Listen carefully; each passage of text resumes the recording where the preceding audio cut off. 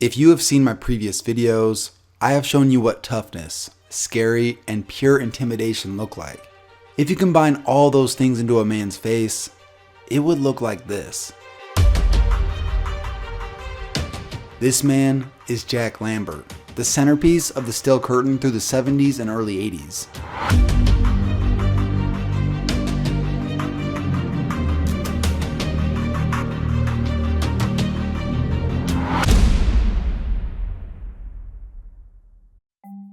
First of all, I just love the old NFL Films presentation of Jack Lambert. Legend has it, he ate glass and pounded his head against lockers before waging war. He announced on a Monday night game that he hailed from Buzzard's Breath, Wyoming. He decreed that all quarterbacks should wear dresses. At first, I thought they were making this stuff up. Do you think there should be any rules changes for the safety of the quarterback? Well, it might be a good idea to put dresses on all of them. That might help a little bit. He said this because the week before, he was ejected for a late hit on a quarterback. Anyways, Jack Lambert would go on to revolutionize the middle linebacker position, which is odd considering he was a quarterback in high school who mostly focused on basketball. After being recruited to Kent State to play quarterback, because of his size and quickness, his sophomore year, he moved to the other side of the ball to play defensive end, and then eventually to middle linebacker.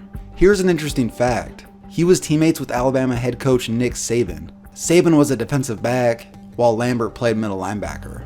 Lambert had also gone to school to become a veterinarian. Yeah, imagine this dude taking care of your pet. To be fair, the dude was a nice guy off the field. As this article puts it, he's a quiet, extremely private man, a bird watcher and avid fisherman. He spent much of his off seasons ensuring greater privacy by building himself a country retreat about 40 miles northeast of the city. So a nice, quiet guy off the field, but on the field, that's a whole different story. His career at Kent State was successful enough to be drafted by the Steelers in 1974, but NFL scouts had concerns about his size and didn't believe his skill set would translate to the next level. But the Steelers saw potential in him. They had plans to play him at outside linebacker. Entering training camp, Jack Lambert was 6'4" and only weighed 205 pounds. He was so slender, when one of the Steelers administrators saw him for the first time, he told the coaches, "Oh, there's another wasted pick." Another thing about Jack, he didn't look crazy when he first got to Pittsburgh. He was actually a decent looking guy. The iconic, toothless image of Jack Lambert started in his childhood. He had 4 teeth knocked out while playing basketball. The dentist would give him removable dentures. His mom says when he lost his dentures while swimming, he stayed out of school until the dentist made him a replacement. He hated the look that much. He wears his dentures at all times, except when he was on the field. During his rookie year, he was a backup outside linebacker, but fate would have it that the starting middle linebacker Henry Davis would suffer an injury. The Steelers decided to try something out and put Jack at middle linebacker. This would end up being one of the greatest moves in NFL history. He would go on to win Defensive Rookie of the Year and help lead the Steelers to their first Super Bowl victory. Here's how Jack Lambert revolutionized the position. Before this, the prototypical middle linebacker was the mold of a Dick Butkus or Ray Nitschke, a big, mean, downhill run stopper. Jack Lambert was smaller, faster, quicker, and his versatility would allow him to drop back in coverage, cover sideline to sideline, and make any tackle. Having a defense focus on the middle linebacker being this versatile in the pass and run game became known as the Tampa 2, and Lambert was perfect for it. And even though he was a smaller linebacker, he could still light people up, and he prided himself on it. He was out there for blood and demanded the respect of other players. I don't care that my opponents like me, I care that they respect me though.